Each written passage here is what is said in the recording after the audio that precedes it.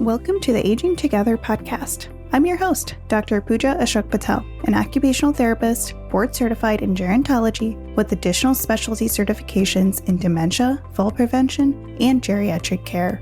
In this podcast, I interview guests who are experts in their fields and caregivers who share their lived experiences. Let's meet today's guest. Sarah Boss is a healer who combines astrology with different holistic healing modalities to help people successfully navigate and transform through major life transitions, activate their inner power, and manifest the life of their dreams. Her passion for spirituality, combined with travel, has led her to study diverse types of energy modalities around the world. Sarah's background includes certifications and trainings in Western and medical astrology, Akashic Records healing, Reiki, ICF life coaching, NLP, intuitive cards, and crystal healing. Sarah has lived in China, France, and Argentina and offers sessions in English, French, and Spanish. You can learn more about Sarah at her website, www.sarahsoulboss.com. Hi, Sarah. Welcome to the show. Thank you so much for being here today. Hi, Pooja. Thank you so much for having me. You shared a whole lot with me, Sarah, when we first met, maybe a couple months ago now.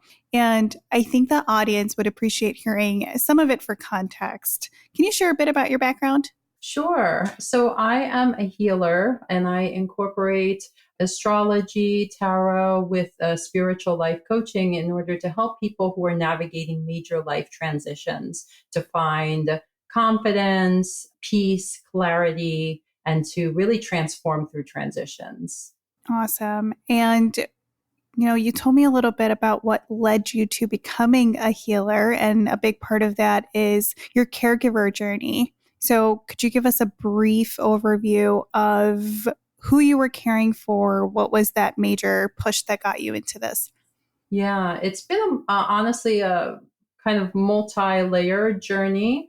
My father, so I lived in China for 7 years, and right before I moved to China, my father, he had debilitating arthritis. So I was, slowly over a period of years seeing him deteriorate, but I was actually with him when he passed, and I gave him energy healing, as he transitioned, which I feel like was the sort of the opening of this portal of both, grief and also the healing process. So I navigated that. And then my brother passed away actually while I was in China, and I was not able to go back home for the funeral because it was very intense at that time with the pandemic. And if you left the country, you pretty much couldn't get back in. And then the most recent chapter has been coming back to the US, which was not originally in my plans, but I did in large part because my mother, who's now 88, was navigating health challenges as well as emotional challenges and loneliness, from being alone, and also obviously the emotional strife that is connected to losing a child. And so essentially I came back to Philadelphia to really support her as she moves through this final phase of her life. And it's been quite a journey, but I've been living with her for the past 2 years and, helping her while also growing my business, which I started right around the time that I left China. Can I ask what led you to live in China for 7 years?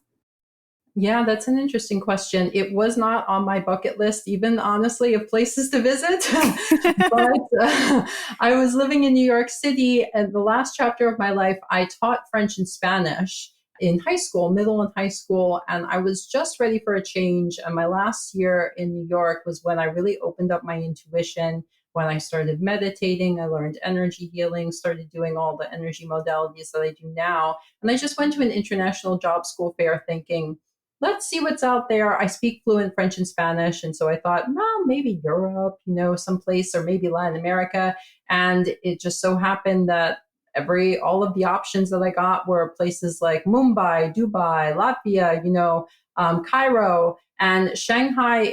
There was so much synchronicity in terms of the offering that I got, and this is what happens, I feel like, when we open ourselves up to, our intuition and connecting with our intuition is the universe brings you what you need, not necessarily what you want. And so it just gave me this incredible offering, everything that at that time I really was best suited for me on a platter, moving to a place that had a very thriving expat community, which I loved, living abroad, getting to experience Asia, worked at a phenomenal school, and which was also a bucket list item. So that's kind of the short version, but it was it was not anticipated for me to kind of, wrap up my life in a couple of months and then move across the world to a place where I knew nobody. But sometimes it's just how life rolls.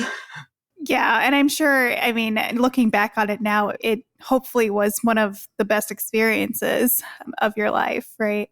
Absolutely. And also, it was a very healing experience. It was interesting having to go through the healing process of having just the grieving process of just losing my father. It was a new chapter that I was starting in my life. And in some ways, to be honest, it was easier because everything was new. And because I wasn't in the house where he had passed, I would say the most challenging part was when I first came back, the first time I came back to visit the US, and then being back in the house and being back, just in that energy.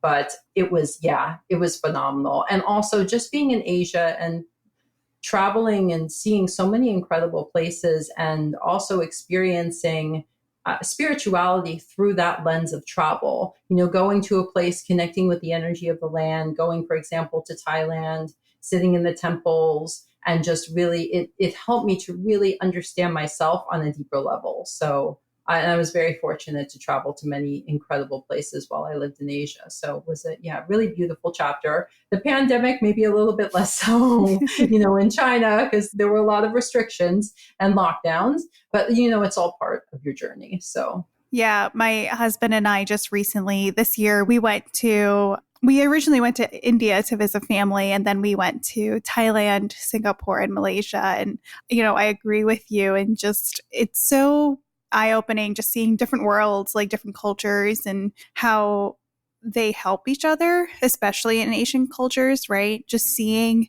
what things could look like from, caregiving perspective, a healing perspective, a grieving perspective. You're not truly on your own, which I often feel like many people in the States are, right? And so I agree with you. I think just seeing that was a really good experience.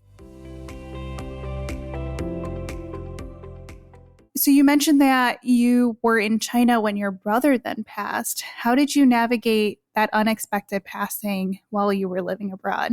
yeah, it's so interesting to have had two different experiences with grief, because with my father, I saw him, I think it's a different experience, having a loved one and slowly seeing them start to deteriorate, because you're able on some level to prepare yourself, versus my brother, who was 45 at the time. And I didn't even know he was in the hospital for a week prior.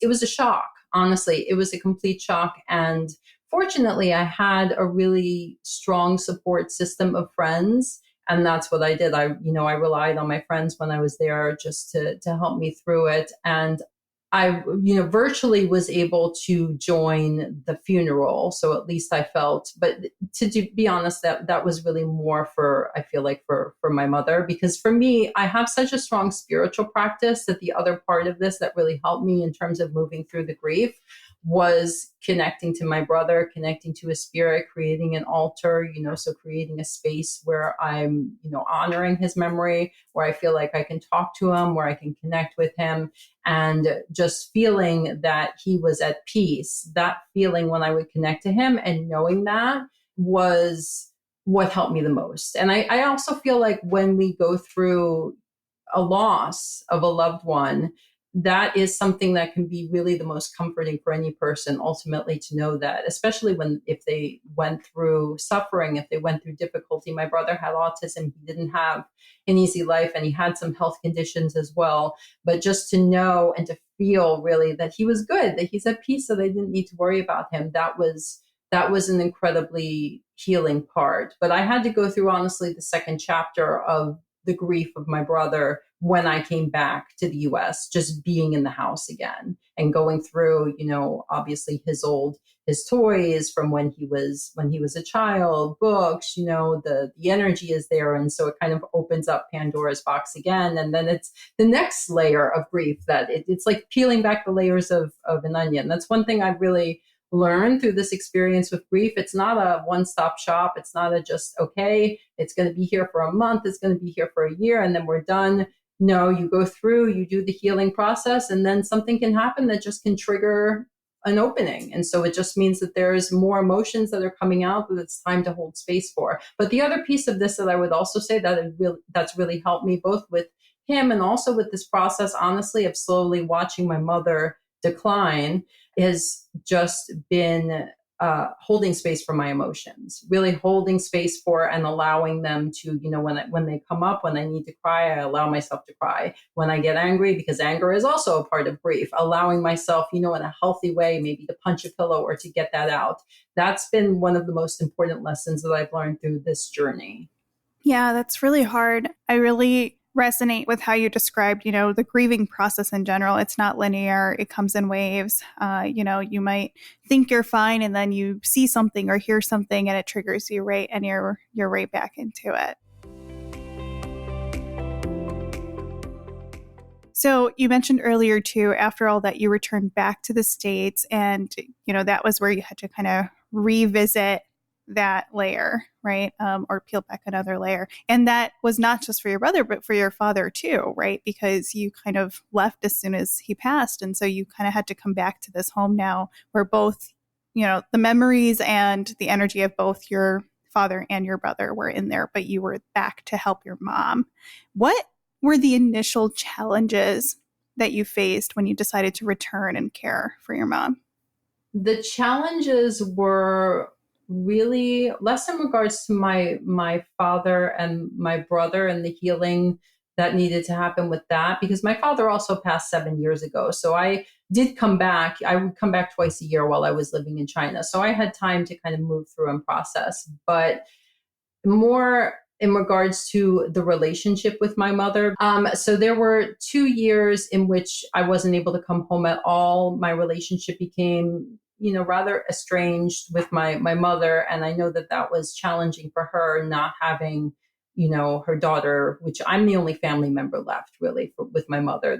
She's got a brother, she's got cousins, but nobody lives here, so I'm it. And so it was honestly going through the relationship and repairing, in a sense, the relationship with my mother, because there was a lot. I feel like when you also live away, this was the first time that I had lived away. When we're talking away, I'm not talking, okay, you live in California and your parents live in New York. It's a different thing when you live in China. You can't just get on a plane if something happens. And so being that far away, I had really come into and owned who I was and realized who I was independently versus the identity that I had constructed my entire life in regards to what I thought would make my mother happy, if that makes sense. And my father happy as well, but primarily my mother. And I feel like we all women, we have a relationship with our mothers, which can be really beautiful, but also complex. And so the biggest challenge for me, honestly, was being in that space with her again, living. It's not an easy thing when you've lived on your own to then be living with a parent, and also to be in this caregiver role where I now had to support her all the time.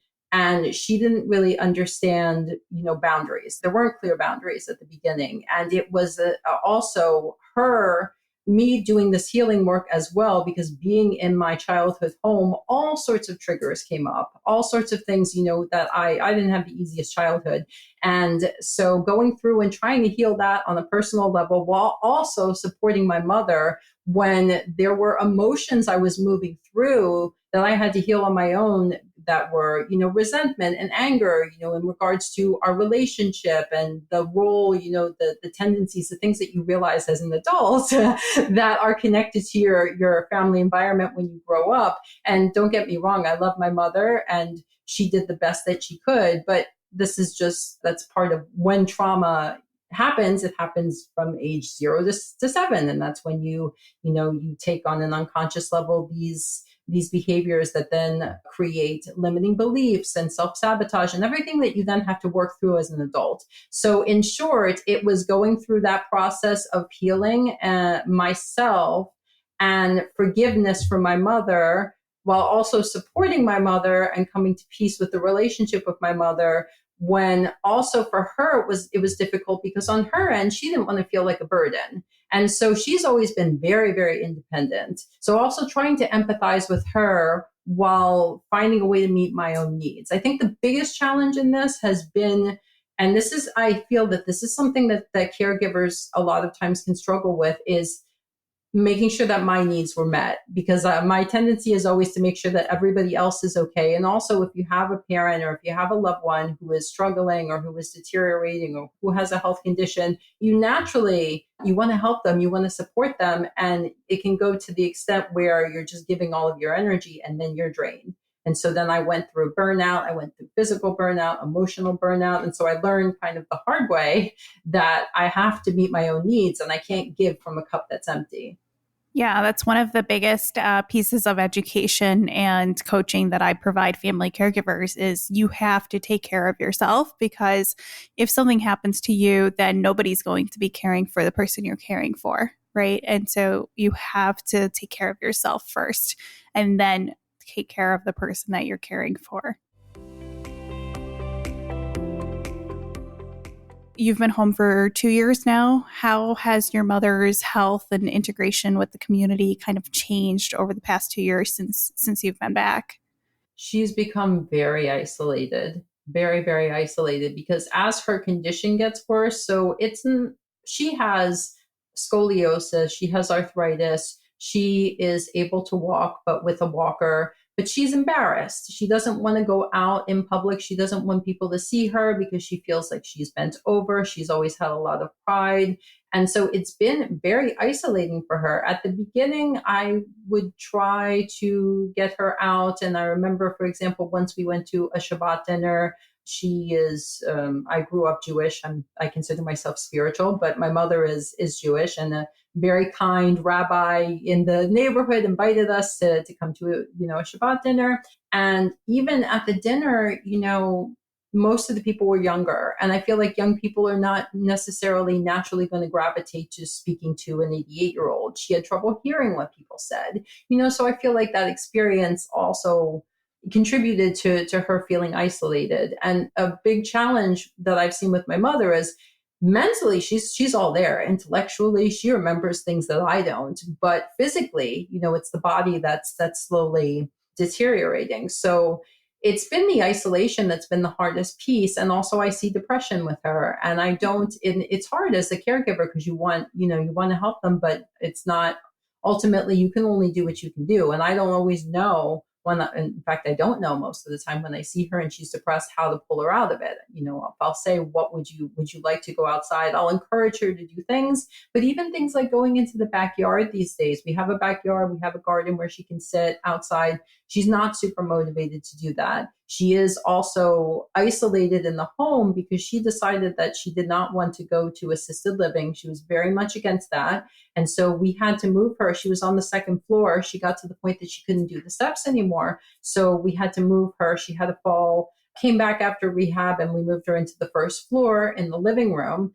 And she was very unhappy with that as well, because for her, it's also these events that are showing her that she's not going to go back to how her life was. And that's the thing that's the hardest for her, as someone who was super independent. Now she has an aide who's there 12 hours a day. And she said to me once, I feel like a piece of meat, when she's being bathed, for example. So these are hard, these are hard things to hear as her daughter. Yeah, that makes it really difficult. Depression's really hard with older adults because a lot of times, one, they don't accept it, right? They don't want to accept help. And then two, it's hard to pull them out of it because we have to understand that they are also grieving, right? They're grieving the loss of their independence. They're grieving the life that they had and trying to accept the fact that their life is now going to be different. You already mentioned kind of taking care of ourselves before we take care of others, or while we're taking care of others.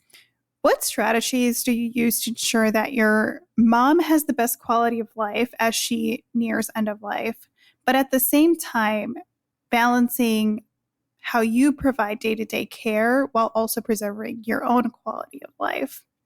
Yeah, the single biggest help for me that made a major difference was getting help, hiring help, which if you're in the financial position that you can do that, because I know that insurances a lot of times don't cover this, was massive, massive. So now that she has an aide, I feel like you also at the beginning, I was so used to doing everything that I was hyper vigilant and over, overly managing. And I had to release that. But that making sure that you have help, I would say would be the number one thing that really helped me. Another thing is just making sure that you create space in your routine for you, even if it's just 20 minutes. For example, for me in the morning, I like to meditate or do breath work, do, stream of consciousness journaling. And so I make sure that I carve out space in my day to do that before I do anything for my mother. Or,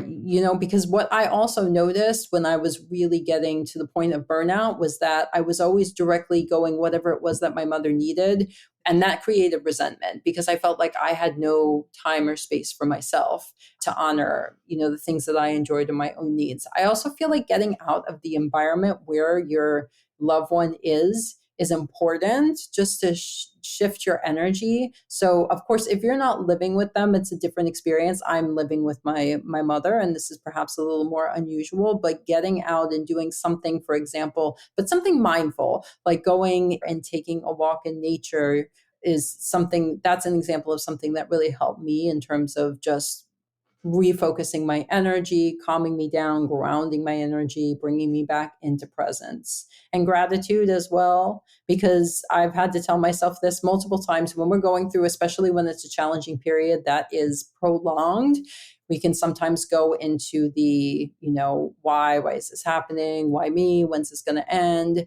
And again, it's important to allow yourself to feel all the emotions. But I always ask myself, well, what is this teaching me? What am I meant to learn from my mother? Because she is my teacher. I mean, the same way that I'm her teacher. The people that trigger you the most in your life, which are also usually your parents, are your greatest teachers. Yeah, it's really important. I talk about gratitude a lot too. I think there's, especially in today's, small world, but larger world too, there's so much that turmoil and so much that we can talk about as far as like, this is bad, this is wrong, this is not okay. But you have to take a few minutes to really identify the things that are going well, the things you're grateful for, the things that are good, so that you don't lose yourself into that darkness, right? Because that's part of it, right? You lose yourself into that stress, the grief, the darkness that comes with everything related to caregiving, especially for a parent.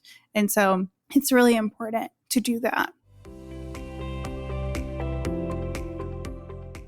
Now, you also mentioned a little bit about like navigating triggers and family trauma. Can you share some of the emotional challenges that you've faced while also holding this space for your mother? Yeah, I've experienced every emotion that you could potentially experience. So there's a lot of course, sadness and the pre-grieving, when they're still here, but sort of thinking ahead, to when they're not here, the grief. So it's navigating the sadness and the grief. Resentment, I felt that at time. I have to be honest, because I think that that's something that is a lot of caregivers experience as well. Resentment, anger, and then guilt, that I was feeling resentful. And I would say those were the most intense emotions. I've also gone through, I wouldn't say numbness exactly, but I'm very empathic and I feel all the feels.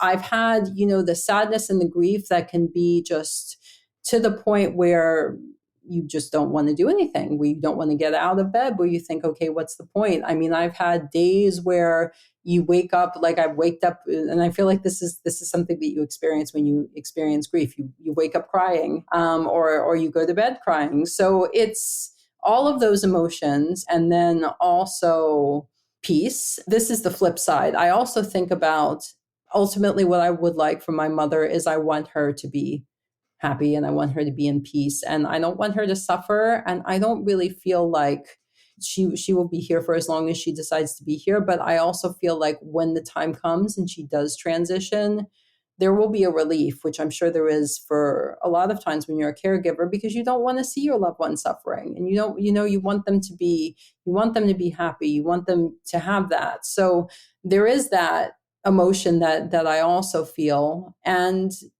as well gratitude for the time that I have with my mother, because when I get really frustrated, then I think, and frustration, that's another one, but I also I think to myself, because I'm planning on moving to Europe next year, and I think when you're in Europe down the line, you're going to look back and you're going to look back at the pictures and you're going to be grateful for this time that you have with your mother. And like now it seems like it's this portal that just keeps going and going, but everything has an end in life, and you'll look back. And so I've reminded myself of that. Don't try to rush the process.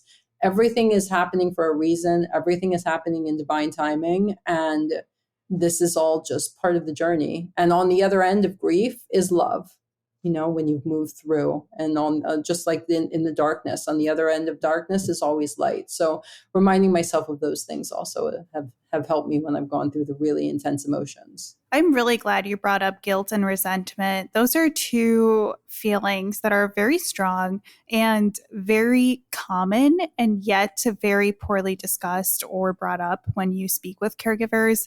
People feel guilty about feeling guilty, right? People feel guilty about the resentment. They feel guilty that they feel so stressed out and feel like they can't do or don't want to do what they're doing, right? And it's really important to talk about that. And you also mentioned relief for the person as they get out of their suffering, if they were suffering, or pain, or whatever it may have been. But it's also relief for the caregivers. And that's part of that resentment and guilt and grief that caregivers go through. But it's relief for the caregivers in that they can go back to building a new life now, right? They can go back to doing things they were doing before caregiving, or maybe they decide to create a whole new life if they can. And so it's also a relief of that caregiving responsibility that they no longer will have, which is a mix, right? There's grief there for sure. There may be guilt associated with that too, but it is a relief on both sides of that. How has navigated grief impacted your approach to how you're caring for your mom now, and then also for your own life? I have had a lot of, I won't say a lot, but I've had some with the grief. Part of grief is anger that comes in. Yeah. And sometimes the anger comes in because it's easier for us to feel the anger than to feel the profound depth of sadness and loss and emptiness that comes from grief. And so I've had these moments of anger and of explosion with my mother that I've then felt guilty about afterwards, but that have also really pushed me to consider my own triggers and to consider how I am reacting instead of responding to a situation, or maybe not taking a moment to pause before I respond and allowing myself to respond in the emotion. So I feel like I've learned a lot about grief and the experience of grief, and that it's so multi-layered, and you can have this duality, like what you were saying, the thinking about, okay, it's the relief that will come when you get to have your life back, but then there's also the emptiness of not having your loved one there, and especially to lose a parent. I mean, to lose a parent is one of the most, I feel, challenging experiences that one can have in their life.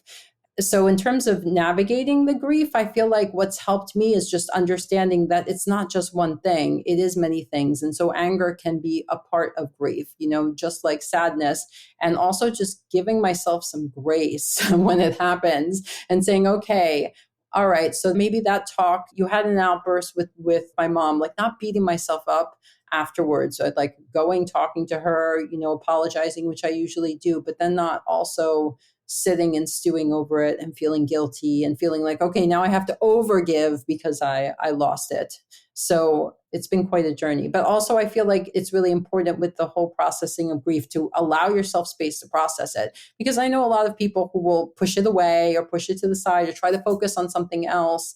And Obviously, we don't want to drown in it, but if you don't allow yourself the space, from my experience, to move through it, it's just going to pop its head up in other forms down the line. Yeah, absolutely. I mean, that's true for every emotion, right? If you don't express it, it bottles up and then eventually it explodes.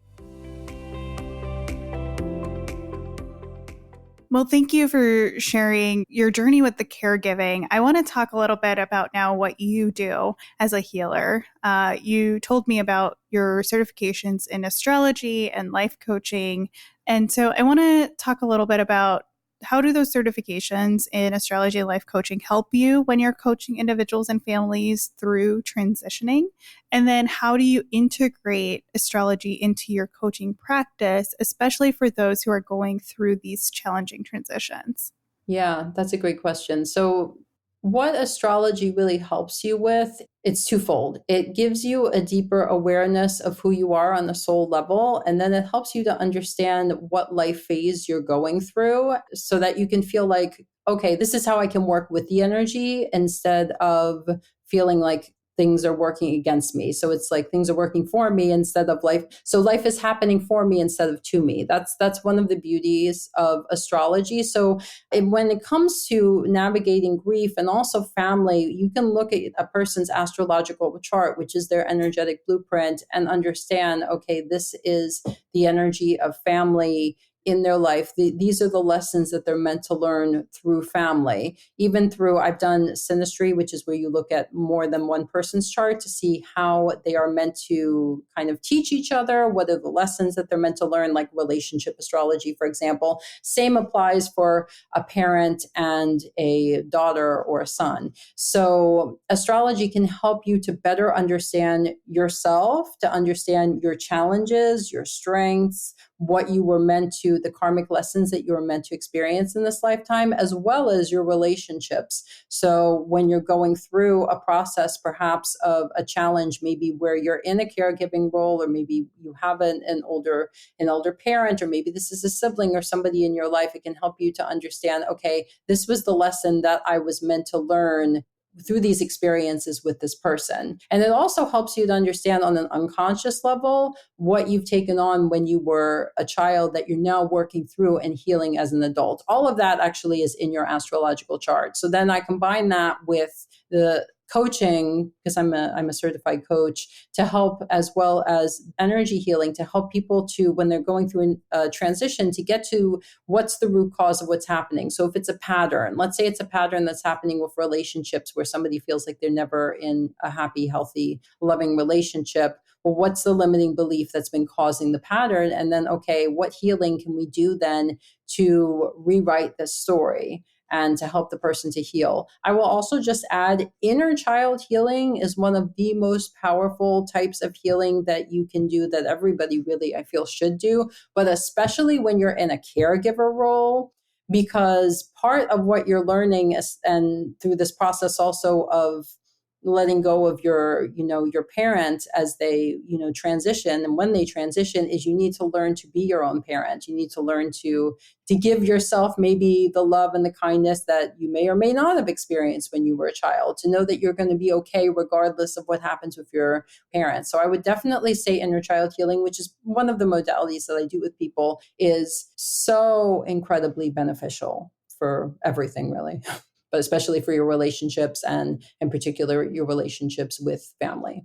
In our culture, astrology is very highly respected, and often, we don't practice this as much anymore in the States with the growing generations. But, historically, like, they'll do these astrological charts on newborns, they'll do them on for marriages, like compatibility matching and like all of that. And so it's really neat to hear that it also seems to guide the parent-child relationship as well.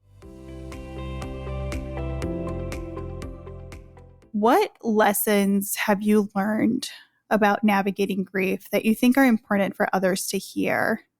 Give yourself grace. That would be the first thing. So, knowing that grief, first of all, grief is not, as I said earlier, necessarily something that where you're going to know the beginning date and the end date. Grief is something that can go on, it can go on for a year. It can seem like you seem like maybe, okay, I'm good, I've healed, and then something else comes in and triggers it. So just allowing yourself when emotions come up to really hold space for the emotions and to honor them so that you can allow the emotions just to move through, because that's one of the things that I've learned is that when you really just hold space for the emotion, you allow yourself to feel it and then let it go, because emotions is just energy in motion.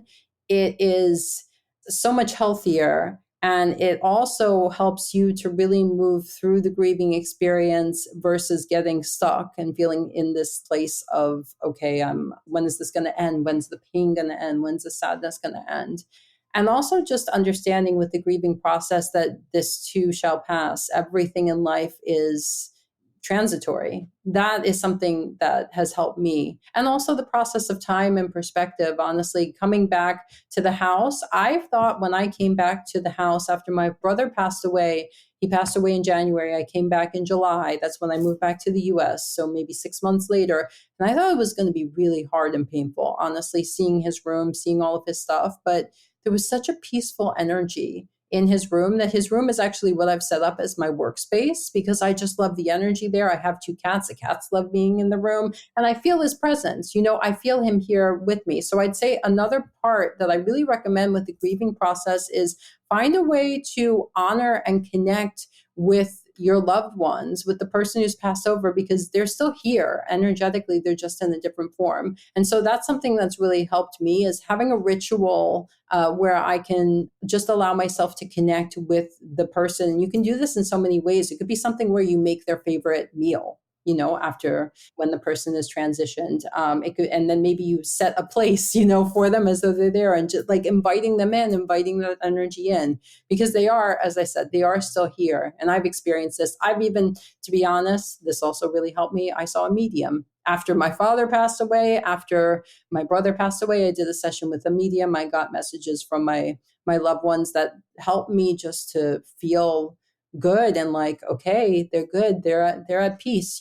They've moved on. I can move on. For those who might not know what that means, can you explain what you just said, like meeting with a medium? Yeah, a medium is basically somebody who connects with spirit of passed over loved ones and is able to channel that energy to give you messages. So for example, if let's say your mother passed away and you really want to connect with her, then if you speak to a medium will say, okay, your mother is, usually they will identify themselves some way to the medium to show that like this is the actual person. Like my mother loves jewelry. My grandmother, for example, came in at one point, and my grandmother loved jewelry too. And so she said, okay, this, she identified what my grandmother looked like. She would show her, a lot of times passed over loved ones, spirits will kind of show objects that were important to them energetically when they were in this realm. And so then they will communicate with you any messages that they have. Because one thing that I've learned also by doing these sessions with mediums is when they pass over, they're happy. They're in a good space, they're in a very peaceful space. And what's the most challenging for them actually is when you're unhappy and you're sad and you're at unrest. And so that tends to be when energetically they'll spend more time here. But so that's just a little bit about random side note about mediums if you're at all interested. Yeah, thank you. What resources or tools, it seems like mediums are one resource, right? But what resources or tools have you found most helpful in managing and navigating the caregiving journey, but also the grief? Honestly, learning about inner child healing has been super, super powerful and super helpful in terms of you navigating your own grief and trauma. So I would say that's one. There's a beautiful book called Life on the Other Side, which I highly recommend. Now, this is more spiritual, and this was also written by a medium, but it talks about when loved ones pass over. It talks about, kind of life beyond death. There's a hypnotherapist, Brian Weiss. He wrote a few books. I'm forgetting the name of the book, but basically he did hypnotherapy with the patients, and he regressed them to other lives. It's Many Lives, Many Masters. This was the book. And reading this book actually really helped to give me a lot of peace, because it was this understanding that we don't, when someone passes, they're still here. It's just they're not here in physical form. So I would say those are more spiritual resources, but that's honestly what has helped me the most in terms of processing grief, as well as understanding what the stages are of grief. That's something I know there are a lot of books, I'm sure, as well on that. And then seeking support. I really feel like that is so important, making sure that you have support in place, whether that's talking to a therapist or seeing a healer or a coach or someone, just to help you, because there's so many emotions, there's so much that comes up. It's an extremely big life transition, especially when you have a loved one who passes. So you want to make sure that you have, support to move through it. Yeah, definitely. Now, you've gone through this journey for quite a few years in different capacities. Can you share a memorable moment or a breakthrough that you've had while caregiving that has stayed with you? Yeah, one actually was so I'm very spiritual. Obviously, this is what I do. I'm a spiritual healer. My mother is not. My mother is never really understood things like astrology, tarot, any of that stuff. Not her thing, not interested. But one day I was sitting with her and I just shared, because she misses my brother, obviously. She talks a lot about my brother. It's not easy, as I said, to lose a child. And I said, Michael's still here and you can still talk to him. He's still here. He's just here in a different form. And I actually opened up and told her that I'd seen a medium. He said he's happy. He's good. He even said, I like it better here. And she actually was open to that. And it gave her, which I was not expecting, and it gave her peace. So I think having open conversations, like just having open, honest conversations, is important. And also having an open conversation about what happens, like the transition and the end of life, is also important to do, because as a caregiver, it's uncomfortable. We don't necessarily like or want to have those conversations about things like funerals and, but you also want to be able to respect your loved one's wishes and to understand and really honor whatever it is that they want.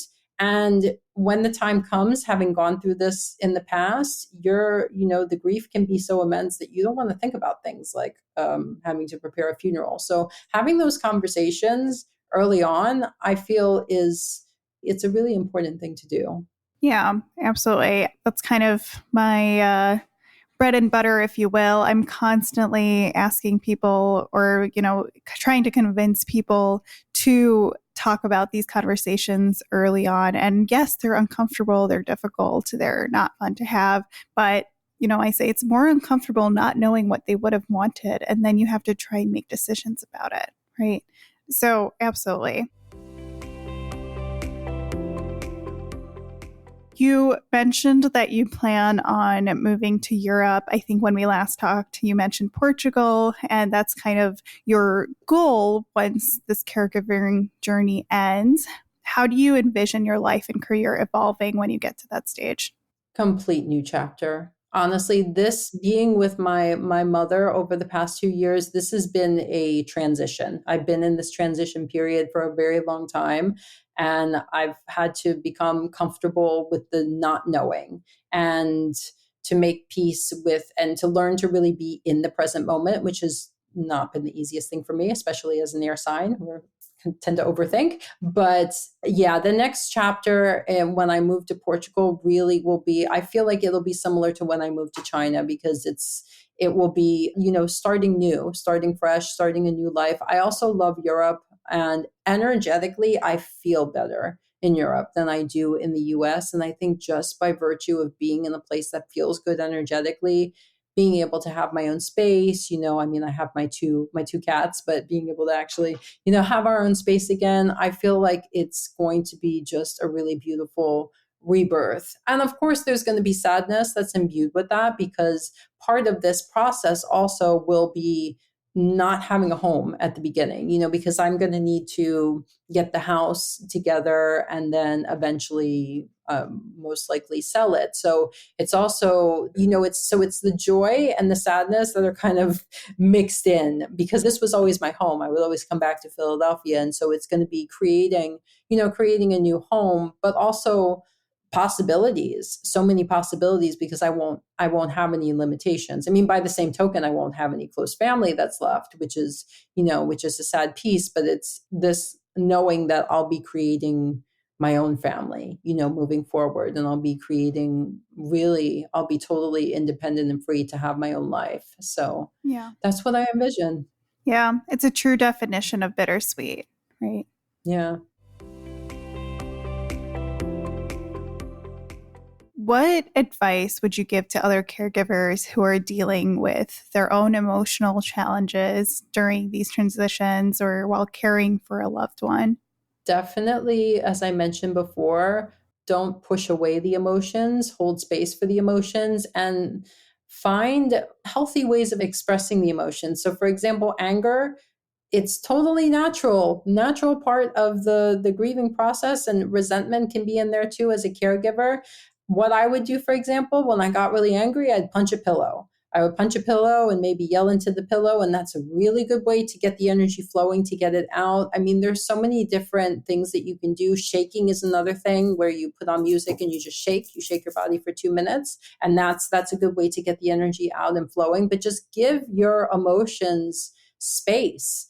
Also don't push them down. Like, if you do inner child work, talk to your inner child, ask him or her what do they need, and then honor it. So holding space for emotions, and when you need support, seek support. Speaking from somebody who I was very isolated. I've been very isolated over the past 2 years. I don't really have community in Philadelphia. And part of this, I think, was me needing to go through some of these things on my own and experience this. But it's also easy to isolate yourself as a caregiver and when you're experiencing grief. So seek support. Maybe it's a support group. Maybe it's, connecting with others who are going through a similar experience, just connection. Human connection is so important. So, and I really think that can help when it comes to navigating the process and the emotions, and to know that you're not alone. Absolutely. Having a good support system can really make or break the caregiving experience, and having trusted individuals within that support community is incredibly important. What is one takeaway you'd like the audience to consider as it relates to navigating grief, the broader topic of family caregiving, or even spiritual healing? Make sure to hold space for your needs and honor your needs, and find, even if it's you can't energetically, as we discussed before, you can't give everything and be depleted, because your cup will be empty. So it's really, really, really important. And I've even speaking to other caregivers, I feel like this is one of the most common things that comes up, that you need to honor your needs, and you need to create a ritual. For example, do something every day where you're making sure that you are holding space for yourself and whatever you need. So yeah, honor your needs first. That's my big one. It's a great takeaway. Thank you so much, Sarah, for this wonderful conversation, highlighting your journey through grief and caregiving, and now how you're helping others do the same. Thank you so much for having me. I love this conversation. Absolutely. Thank you for tuning in to the Aging Together podcast. This podcast is brought to you by Aging Together, LLC, a caregiver coaching service with educational programming and support services for family caregivers of older adults. This episode was produced by me, Dr. Pooja Ashok Patel, in partnership with Natural Eye Media. If you found this episode of the Aging Together podcast valuable, we'd love your support in spreading the word. Please subscribe to the show. Your likes, shares, and reviews fuel our mission. Don't forget to rate and leave a review wherever you're listening. Your feedback matters. Until next time, take care.